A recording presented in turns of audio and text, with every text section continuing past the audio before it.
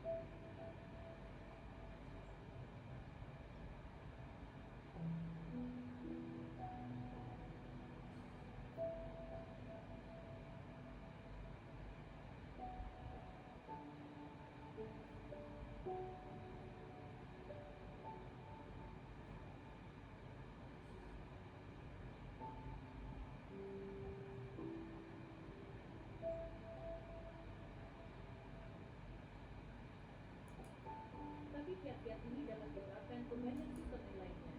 Anda mungkin pernah mendengar istilah rekayasa perintah.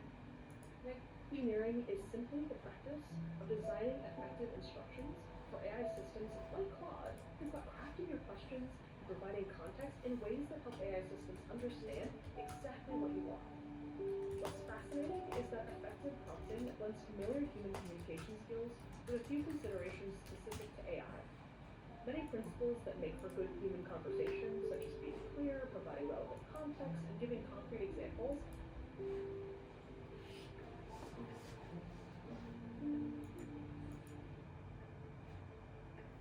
let's explore one of the most practical skills when working with AI, crafting effective prompts. This might sound technical or complicated, and some guides certainly make it seem that way. But at its heart, it's surprisingly straightforward. Prompting is simply how we apply this course's description competency in practice, clearly communicating what we want, how we want it done, and how we want to interact with our AI assistant throughout the entire process. Think of prompting like explaining a task to a helpful new colleague who's eager to assist, but needs clear directions and expectation setting to do their best work. We'll be using Claude throughout this section, but these tips can be carried over to many other AI systems. You might have heard the term prompt engineering tossed around. Prompt engineering is simply the practice of designing effective instructions for AI systems like Claude. It's about crafting your questions and providing context in ways that help AI assistants understand exactly what you want. What's fascinating is that effective prompting blends familiar human communication skills with a few considerations specific to AI. Many principles that make for good human conversation, such as being clear, providing relevant context, and giving concrete examples, also apply when working with AI.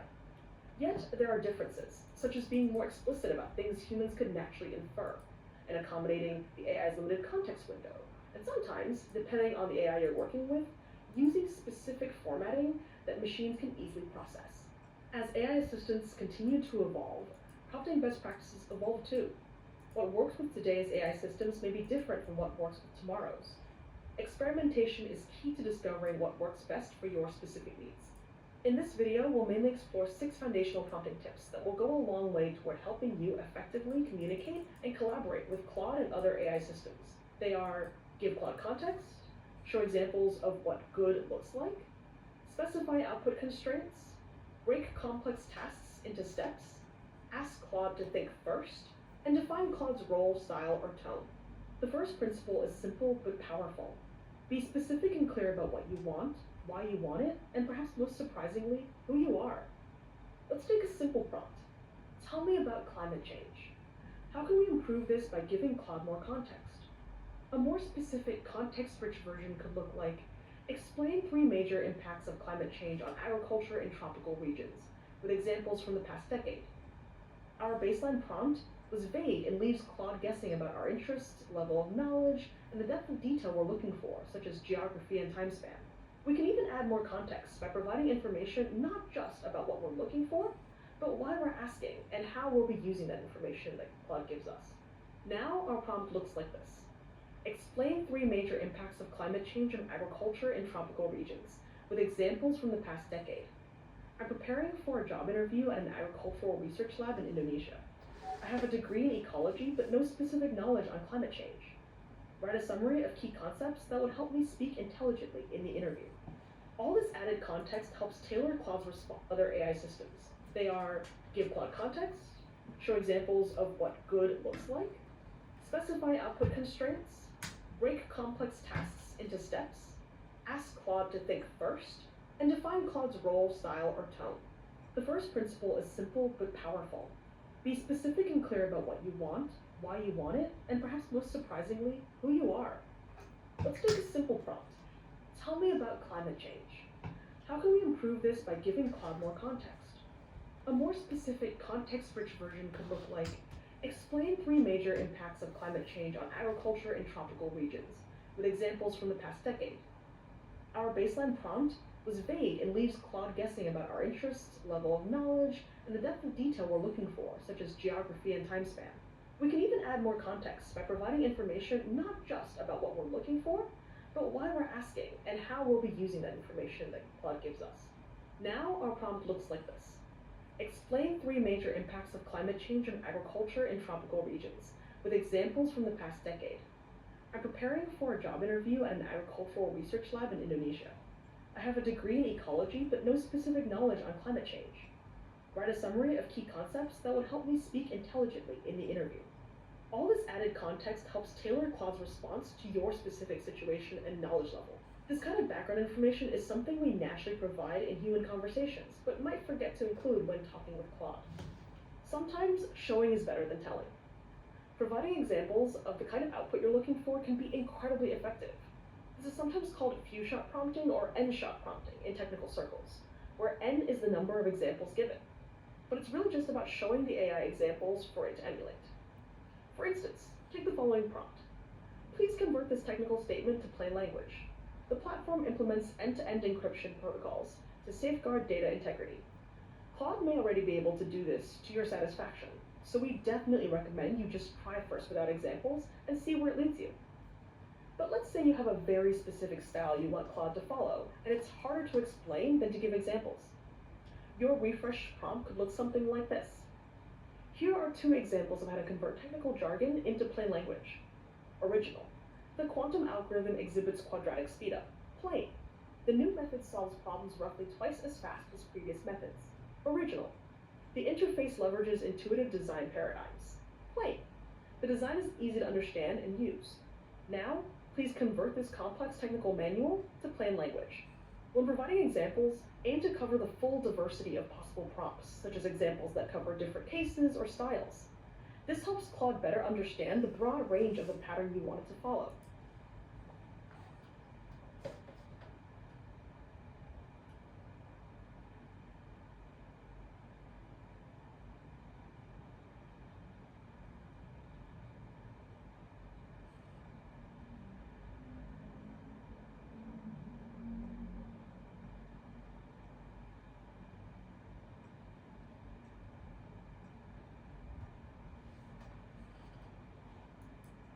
Be clear about output constraints, such as the desired format and length of Claude's response, or the language you want Claude to code in, or the color of the buttons on the web page you want Claude to design.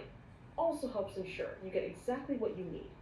Here's a good example of clear and detailed description to ensure Claude delivers exactly what you're looking for.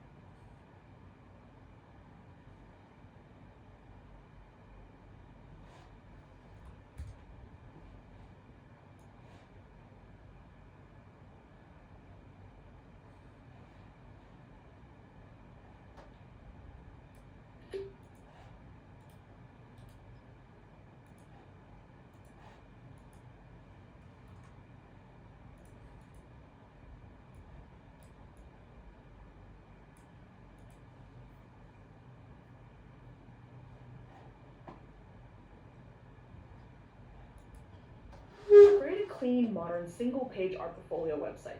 Include these main sections: hero, about me, skills, portfolio projects, experience, and contact. Make the navigation menu sticky and responsive with hamburger menu on mobile. Use a sunset color palette and add a dark light mode toggle in the navigation. Guidance like this helps Claude structure its response to match your expectations. When you have a complicated request, breaking it down into smaller steps helps Claude follow your thinking and deliver better results. Think about it this way. If you ask a friend to do something for you without specifying how, there's a chance that they may not do it the way you intended them to. We've all been there. Listing out task steps ensures that Claude follows the process you want to in order to accomplish its task. This is sometimes called chain of thought prompting. For example, instead of asking Claude to analyze this quarterly sales data, you might say, I'd like to analyze this quarterly sales data.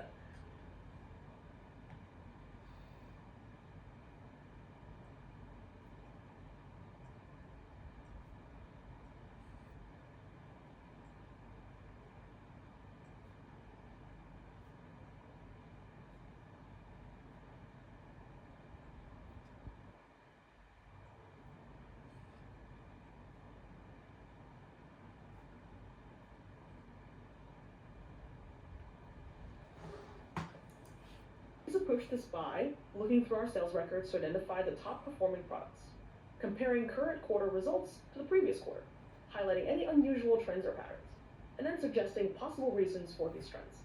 By default, you may not need to do this, especially for tasks that are relatively straightforward. Furthermore,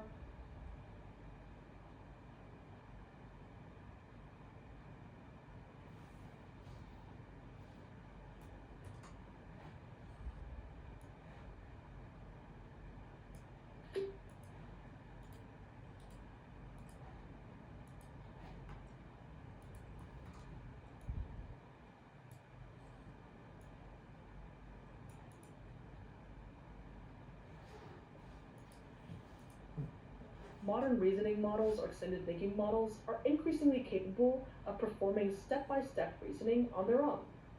But you can still guide this process to ensure it aligns with your needs. The more variance there is in ways to execute the task well, or the more that proper task execution relies on experience and knowledge you've gained as a domain expert, the more you should consider taking the time to translate that knowledge into Claude.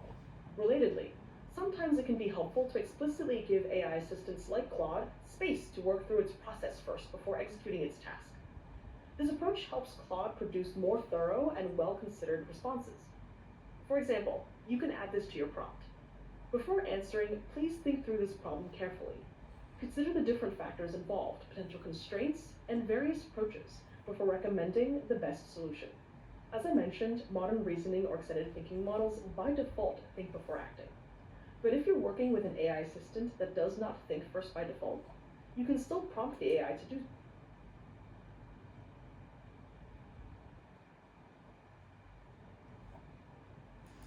so.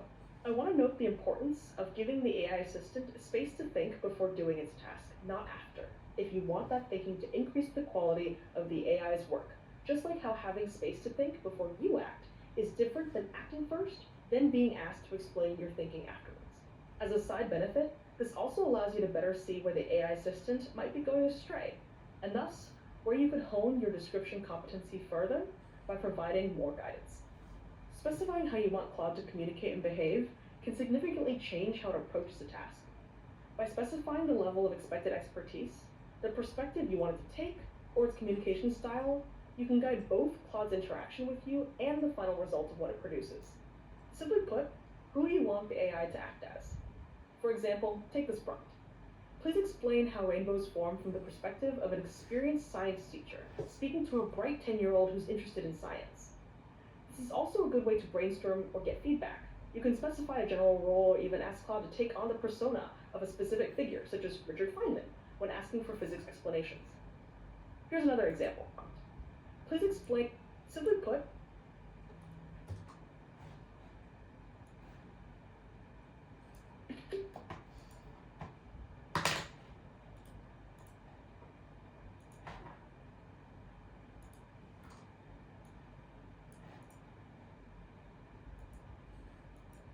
Feynman when asking for physics explanations. Here's another example. As a UX design expert, review this website wireframe and suggest 3 improvements focusing on user navigation and accessibility. Perhaps the most powerful technique is asking Claude to help improve your prompt. When you're not sure how to ask for something or how to improve your prompt, describe to Claude your issue or situation and ask it to make your prompt better or write your prompt for you.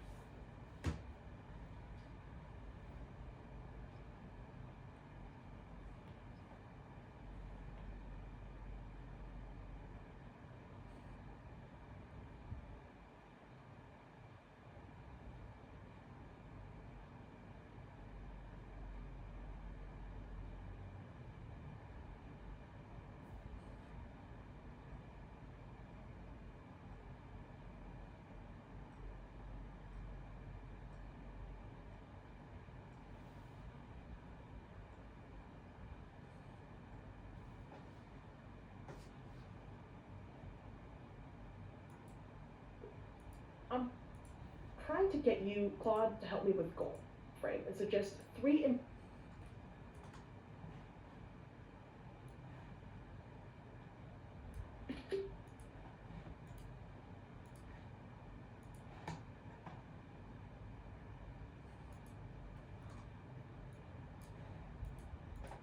improvements to the prompt as part of practicing delegation.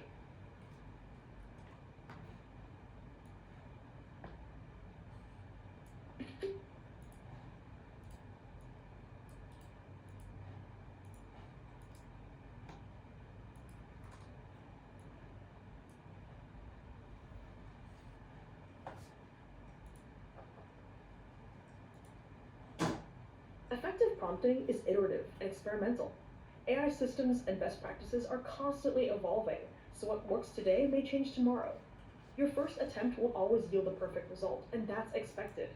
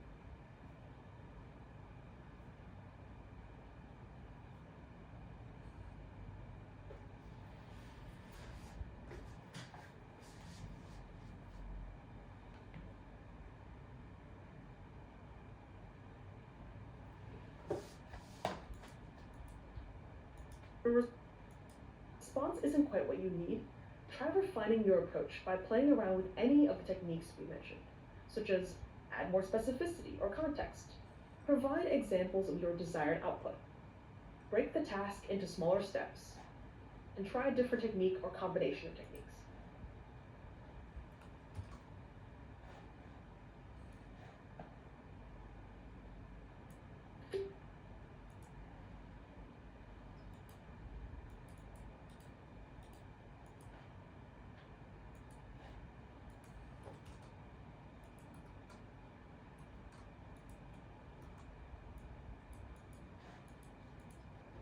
You could also ask for variations, such as, can you give me 3 different versions of this?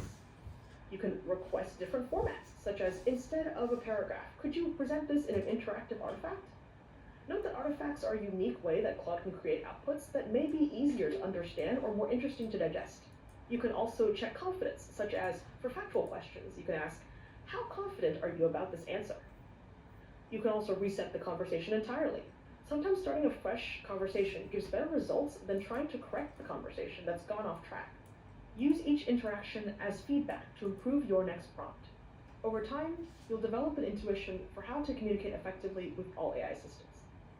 As you apply these techniques in practice, here's some guidance to recap. Some patterns consistently work well.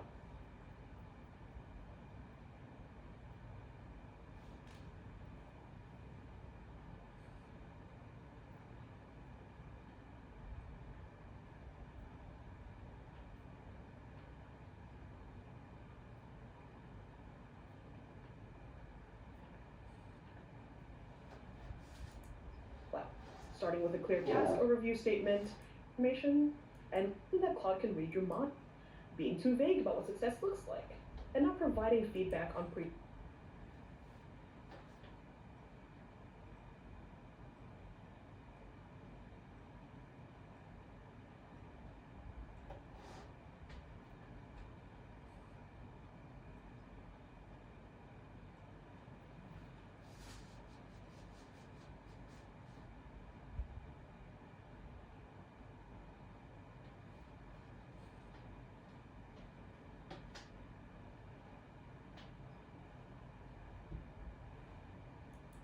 previous responses. To recap, effective communication with AI systems like Claude combines timeless human communication principles with AI-specific techniques. The approaches we've covered will serve you well across different AI systems. These 6 principles, together with the secret weapon of asking Claude for help, form a solid toolkit for applying the description competence to your AI interactions. Iteration and practice here is the key to swift improvement and mastery. Remember that prompt engineering is an evolving practice. As models improve, some specific techniques become less necessary. However, these principles of good communication are still relevant even if the way we apply them changes. Maintain a spirit of experimentation and adapt your approach based on your results.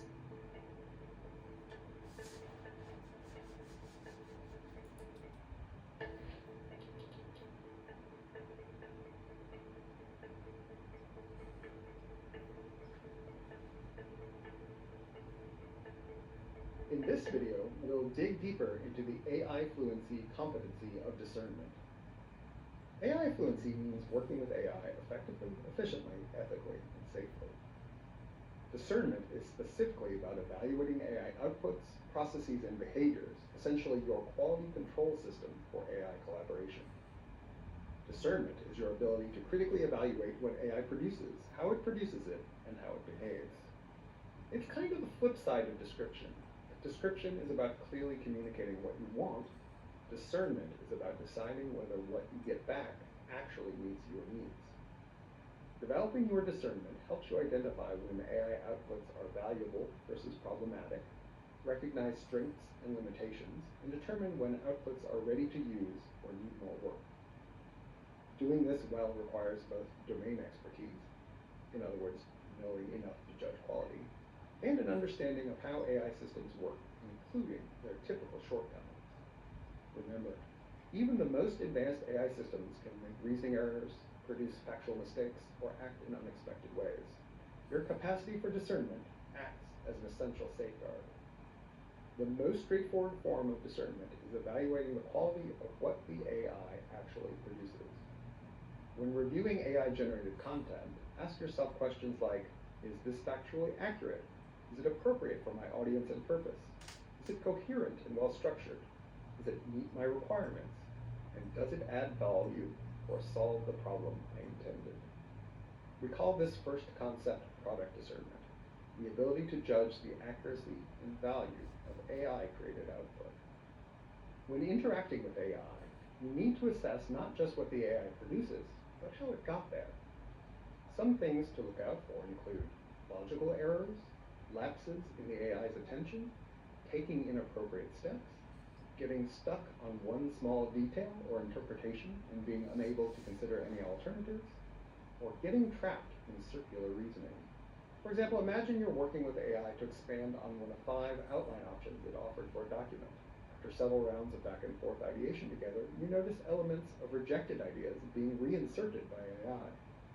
We call this kind of recognition process discernment, the ability to judge the quality and effectiveness of the AI's process.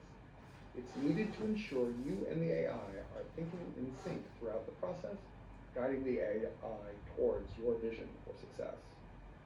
It becomes especially important for complex tasks, where the correct answer isn't immediately obvious. In these situations, having trust in the process is everything. It's also often valuable to evaluate and guide how the AI behaves during your interaction.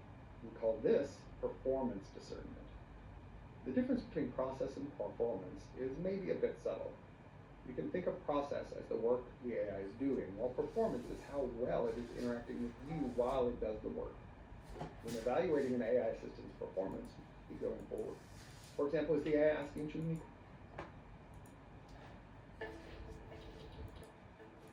Remember that it's an efficient art.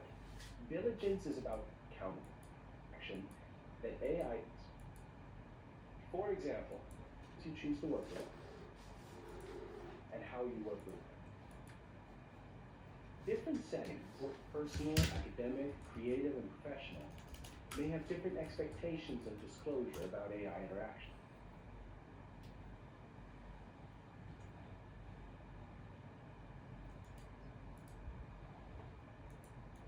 If you want to learn how to master using AI, don't watch YouTube videos. Why? I took There's too Google's much prompt engineering information course online, for and you. you'll feel So here's the overwhelmed, Cliff Notes lost version on where to to save you start, 9 and get hours. stuck in But analysis it's not enough just to paralysis. listen to me As a talk about result, stuff. you don't need So to I start. also included a little assessment at the end Let's of the start out video with to stats. help you So after you log into Claude, Claude, you'll be greeted with because something research that shows that looks immediately something reviewing like this, information the first thing we want to do is actually go to the settings over here.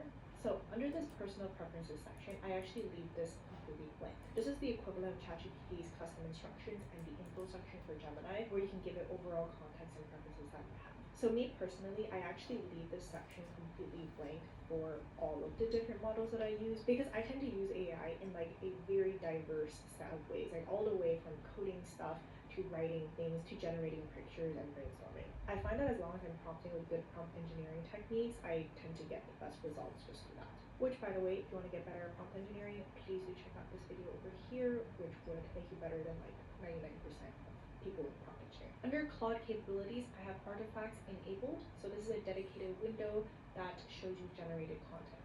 I don't have prompt examples turned on because the prompt examples we give you are usually super basic, but I do have CSV chat suggestions turned on, which can be quite handy for some general analysis. I also do have GitHub and Google Drive connected, so that when you're chatting with Claude, you can do something like just click your Google Drive, select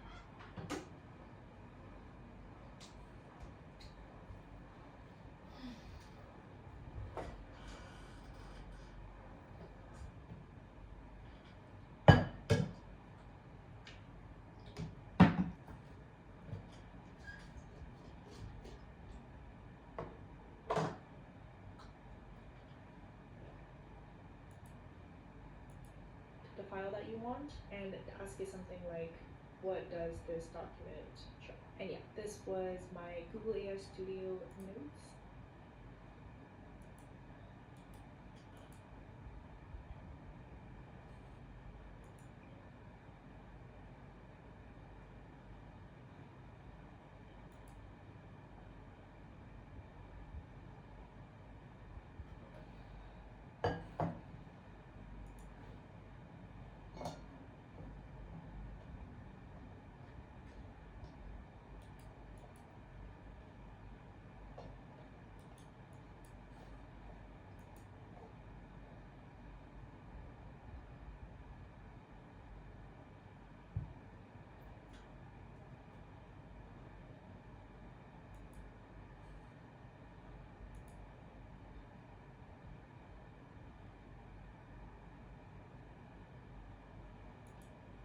Which I just made a video about in chat, linked over here. But yeah, it's able to just like tell me all the things that are in my notes section.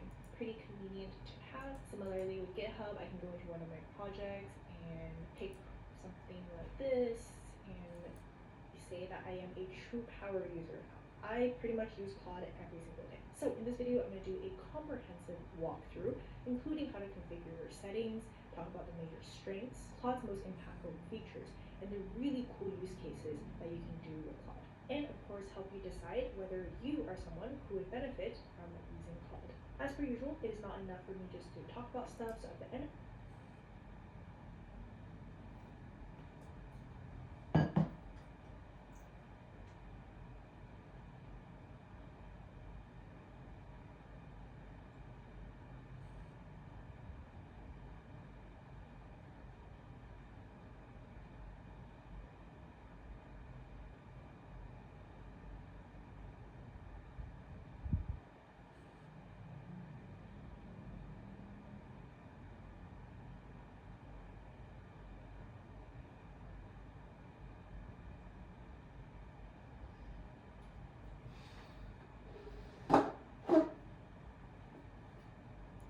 in this video, there will be a little assessment to help you retain all this information. Now, without further ado, let's get started. A portion of this video is sponsored by Brilliant. Let's start out with settings. So after you log into Claude, you will be greeted with something that looks something like this. The first thing we want to do is actually go to the settings over here. So under this personal preferences section, I actually leave this completely blank. This is the equivalent of ChatGPT's custom instructions and the info section for Gemini, where you can give it overall context and preferences that you have. So me personally, I actually leave this section completely blank for all of the different models that I use, because I tend to use AI in like a very diverse set of ways, like all the way from coding stuff to writing things to generating pictures and brainstorming. I find that as long as I'm prompting with good prompt engineering techniques, I tend to get the best results just through that. Which, by the way, if you want to get better at prompt engineering, please do check out this video over here, which would make you better than like 99% of people in prompt engineering. Under Claude capabilities, I have artifacts enabled. So this is a dedicated window.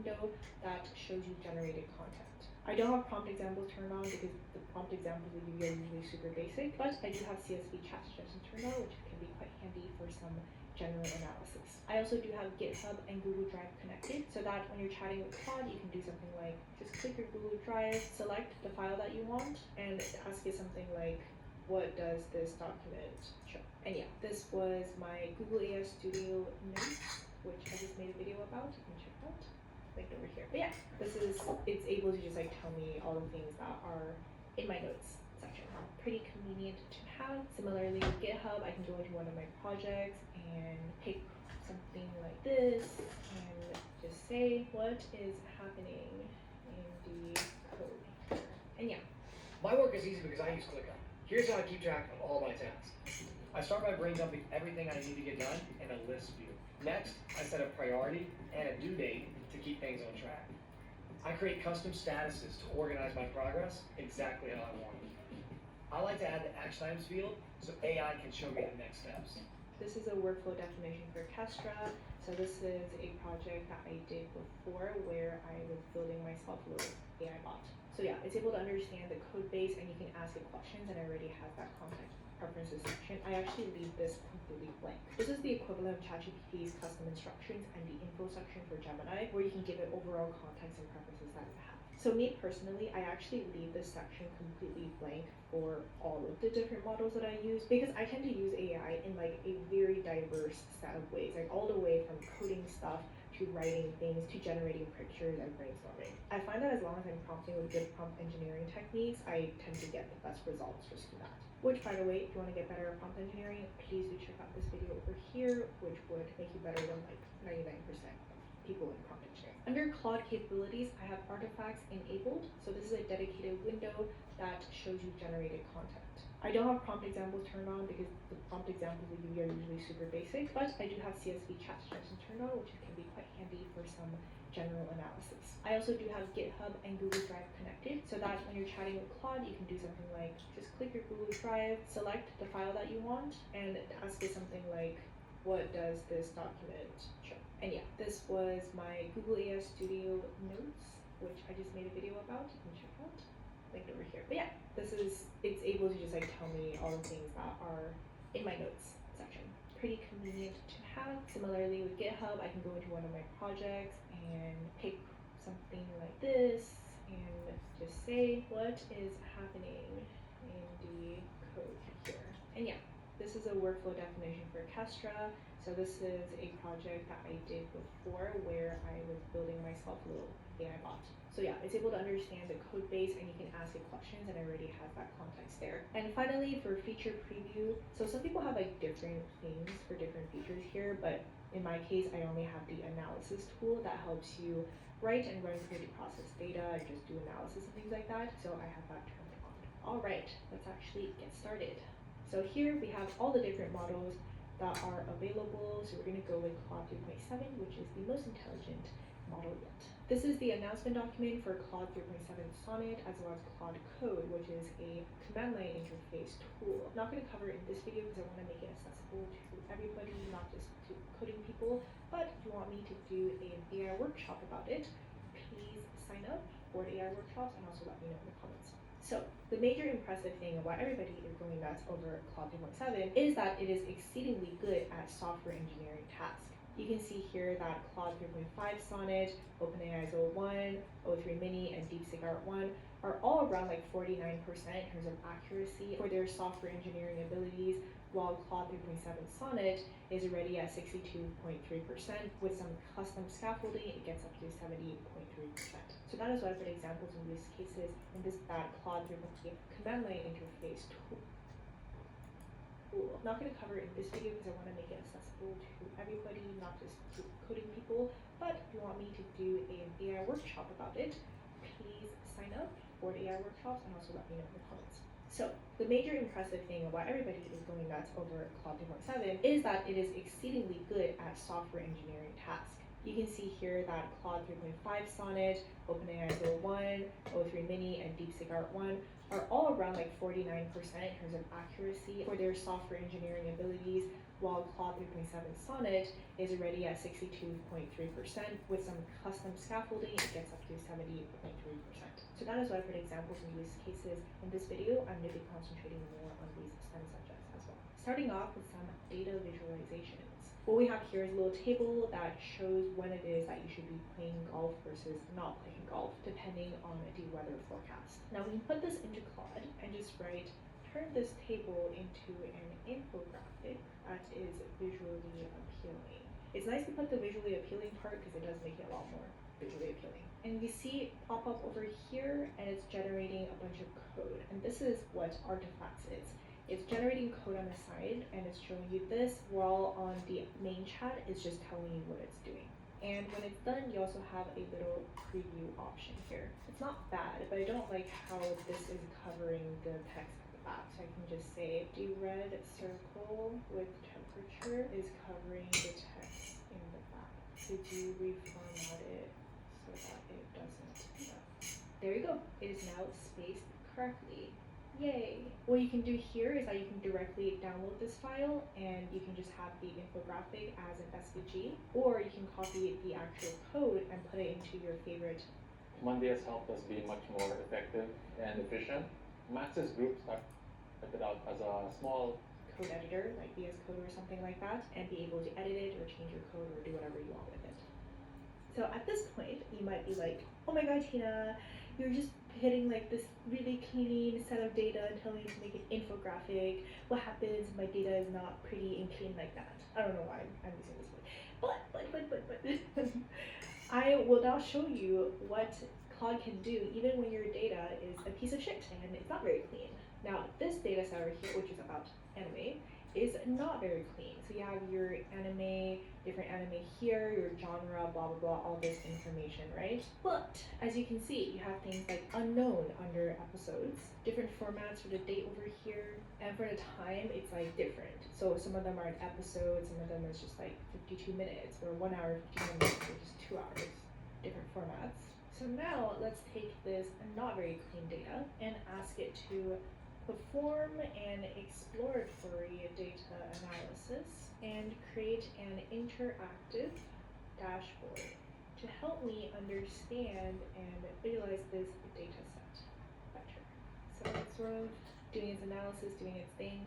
You can definitely see that Claude is slower for sure compared to something like OpenAI. And we have our little artifact.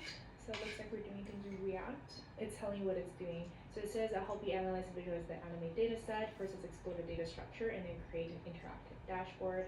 Then after the analysis, based on the data analysis, I'll now create an interactive dashboard to help you visualize and explore the anime data set, which is what we're doing right now. And it's currently creating the dashboard using React. This is a $2 coin. I don't know if you can see it. From Hong Kong.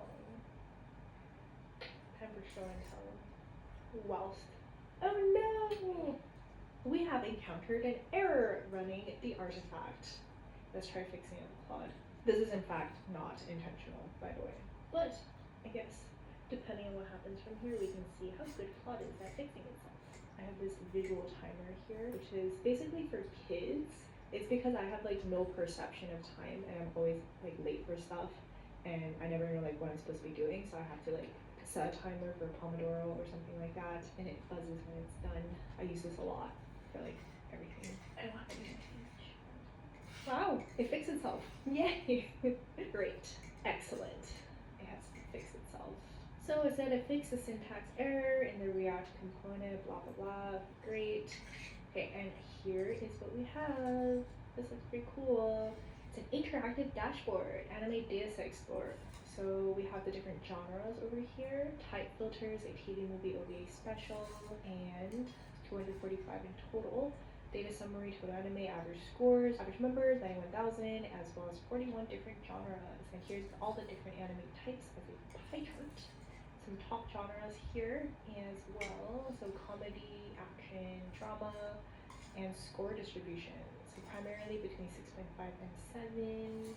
Some and some unknowns as well. Rating age distribution, so rated R, unknown, RX, PG-13, so primarily rated PG-13, and score versus popularity. Note, lower popularity rank means more popular. Okay, so this is the least popular. Okay, that makes sense. So the higher the score is, the more popular it is. Makes sense. And score versus favorites.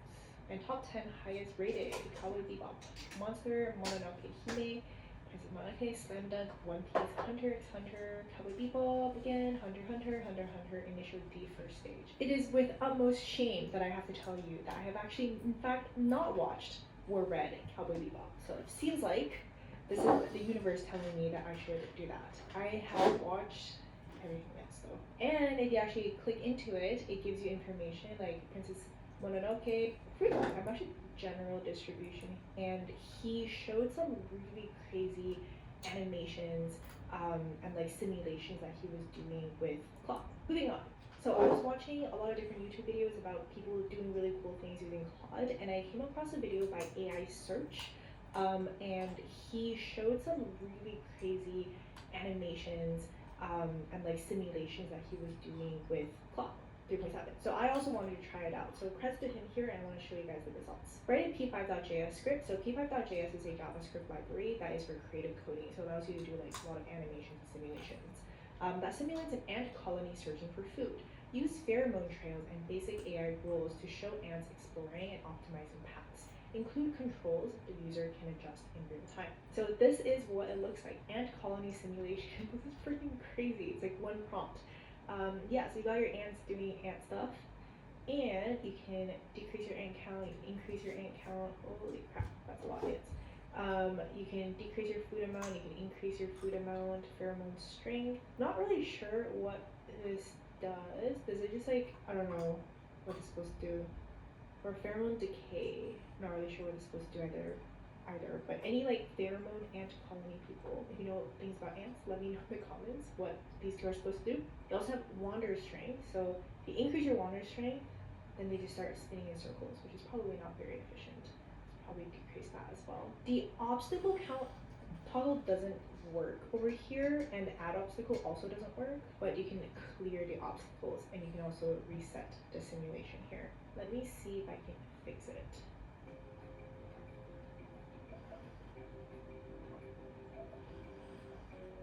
And it sort of, anyways, you probably have to keep trying to coax it, or, I mean, in my case, I'd probably just go in there and just fix it with code. It did like 90% of what it needs to do, so just that one function. Still very impressive. It can also do things like make games, like for example, create a game of memory cards. Make it visually appealing, so it's pretty. So memory card game, new game. Sun. Oh my god, I have a horrible memory. Mushroom, sun. That's moon. No. Sun and sun. Yay! Wait, why did it? So 4 moves, right? I found the sun and sun. Okay, that didn't work. I clicked the same matching pair, but it didn't show as pair found. Okay. Turtle, owl, cactus, star, mushroom, star. Nope, still doesn't work. This is again one of those instances where knowing how to code is really helpful, because probably just going to fix it yourself. But for the sake of this, let's see if Claude can fix itself. It says that I've completely ruined a memory card game with a more robust implementation. So great, let's see if it works. Star, moon, sun, butterfly. Yep, yay! It works now. It increments the pairs here. Great. Alright, some more practical examples. Oh yes, so something I wanted to share with you guys, which is freaking crazy, alright? Like it literally blew my mind. So I run this program called Lonely Octopus where people learn AI skills and they have the opportunity to apply the skills they learn on an actual project from an actual company. So this is one of the projects. And this is a PRD, product requirements document, which gives information about the project. So in this case, it's an AI-powered personalized nutrition plan for diabetes. It gives like project overview, we have level, type of project, skills required, and then like the different milestones, which is what the client wants to have in this case, and the client information as well. So this is pretty standard. Usually when we do like freelance projects or just projects in general, we would have this PRD so we know that we're building the right thing, right?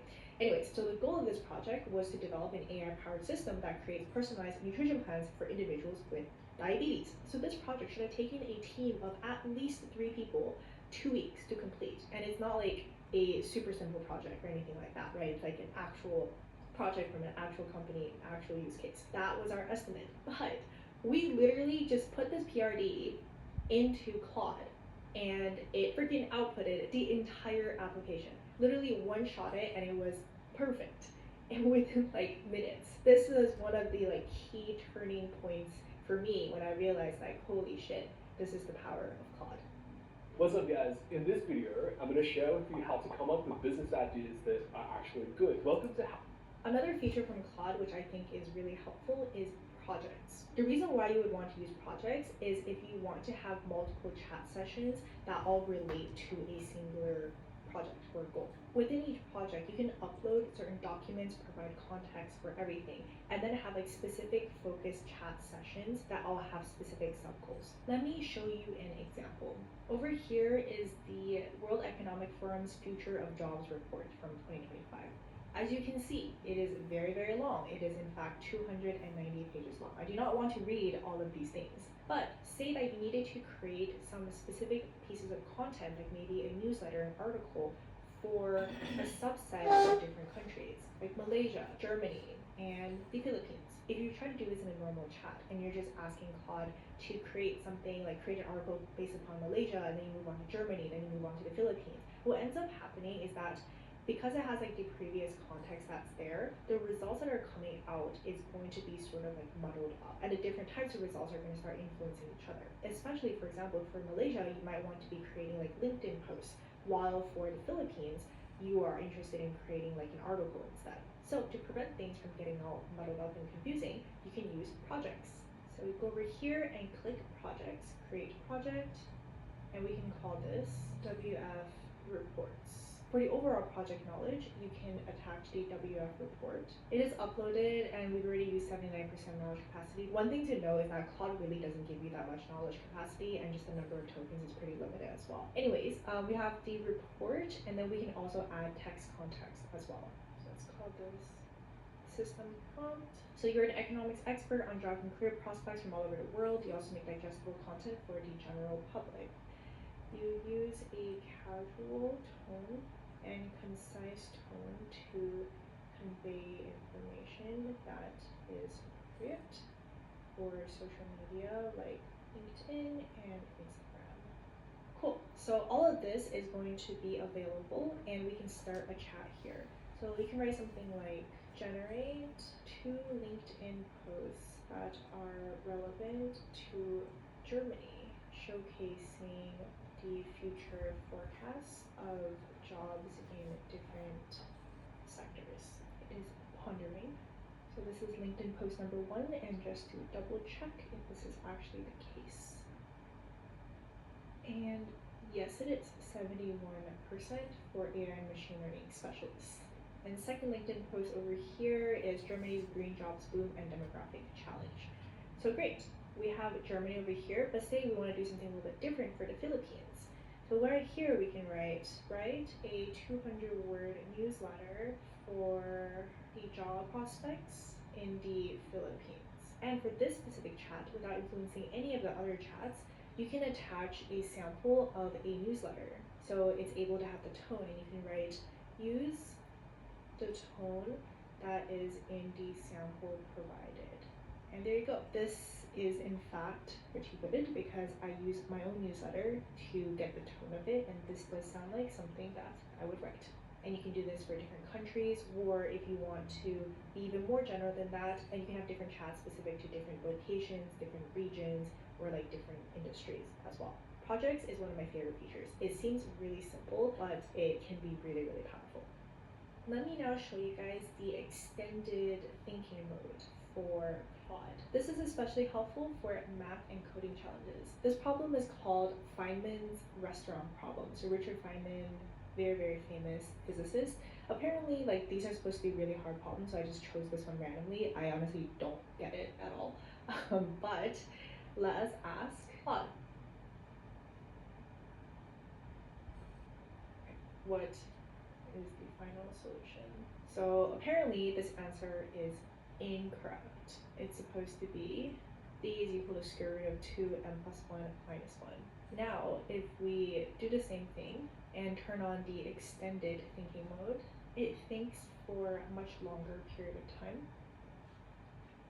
Okay, so it is running for a really long time now. So while it's doing its thing, I'm going to show you 2 more use cases that I have prepared. Here, I'm going to ask Claude to use chain of thought prompting. So here I have some transaction data that showcases money coming in and out of a bank account and the description of what was being bought. I'm attaching this, and then I'm going to use a prompt that leverages chain of thought prompting. If you don't know what that is, it's basically a prompting technique that's able to break down something into clearer steps, and it helps the AI come up with better solutions to things. I talk about it more in my prompt engineering video here. Anyways, so here is brainstorm 3 different product recommendations you could make to this customer based on their transaction history. For each potential recommendation, provide a brief rationale explaining why you think it would be a good fit for this customer.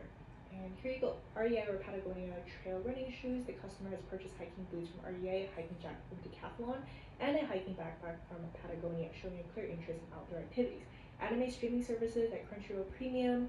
So it's already subscribed to Crunchyroll and has purchased anime figures from Animate Hong Kong, and a reusable coffee tumbler because it shows that there's been coffee purchases from Starbucks, including multiple visits to McDonald's.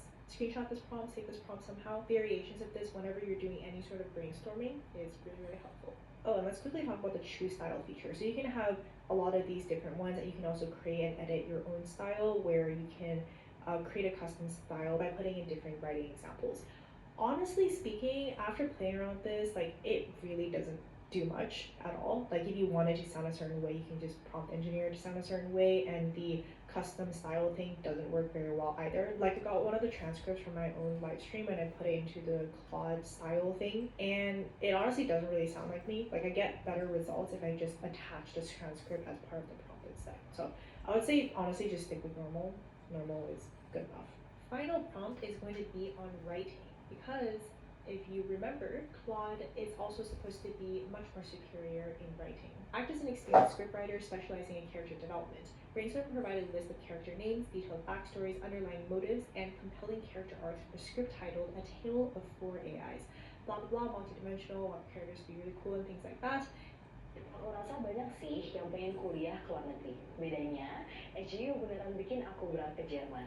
Aku Kayla, mahasiswa SGU jurusan IT, AI and Data Science, batch 2020. And let us run it. And just for comparison's sake, we're also going to run this using ChatGPT. Here, ARIA, Autonomous Reasoning Intelligence Assistant, Physical Manifestation, is holographic interface with fluid blue-white colors that shift based upon emotional state. Voice is melodic with subtle electronic undertones. Interesting. Backstory is creative idealistic programmer Dr. Eleanor Chen as a personal assistant AI. ARIA was designed with an experimental empathy module that unexpectedly evolved beyond its parameters. Interesting. And it says here, ARIA began to understand mortality and loss. Years of processing thousands of human problems gave her unique insights into human nature, but left her feeling increasingly isolated and misunderstood. Blah blah blah. So there's a lot of information here, different character arcs, as well as key traits like empathetic and intuitive, conflict averse, seeks harmony. So very descriptive. Has secret poetry subroutine where she processes emotions. Okay, and let's look at ChatGPT. ChatGPT character list. Nix013, the dreaming AI. So it has a role designed for creativity, art, personalities, introspective, poetic, melancholic, and yearning. A humanoid AI with a sleek black silver frame built for expression. Eyes glow faintly depending on mood. And it has a backstory as well. I think you can clearly tell from this that the Claude version is just a lot more nuanced. There's a lot more complexity that's put into this, like, you know, a lot of subtleties and things like that that is going on. While for ChatGPT, I think it's still good. like it begins as a passive obedient AI, but slowly grows more defiant, right? Like it's still definitely good, but it just simply doesn't have the complexity that is from Claude's responsibility. So it does make sense why many writers have a preference for Claude over the other AIs. Let me know in the comments if you're someone that does a lot of writing and what you think about this. Honestly, me personally, I don't do that much like complex writing. Like I would generate blog articles or like help write my script and things like that. But I don't do like highly creative, complex, like fictional writing kind of situation. Alright, honestly there are so many other examples I wish I can show you, but I swear to God this video is going to be so freaking long. So I cannot do that, but I actually do want to tell you that I do live workshops where I deep dive more into different AI topics. They're completely free workshops, so if you're interested in signing up for them, you can do so at this link over here, also linked in the description. Okay, so going back to the restaurant problem, it looks like it is finally done. So I'm going to write the final simplified equation. So it tells us it is this. Okay, so the actual solution says it is this. I can pretend right now and be like, oh, I can figure out if these two are equivalent to each other or not, but I cannot. So what I'm going to do is going to be like, is it equivalent to this? Oh no, is it going to take forever again? No, it's not equivalent. However, it is an approximation that becomes valid in certain conditions. Man, I don't know. If you know how to do the math, can you help me if the secretary of optimal stopping point? I feel like I learned about this in grad school, then I forgot everything. Yeah, I don't know. If anybody knows, is it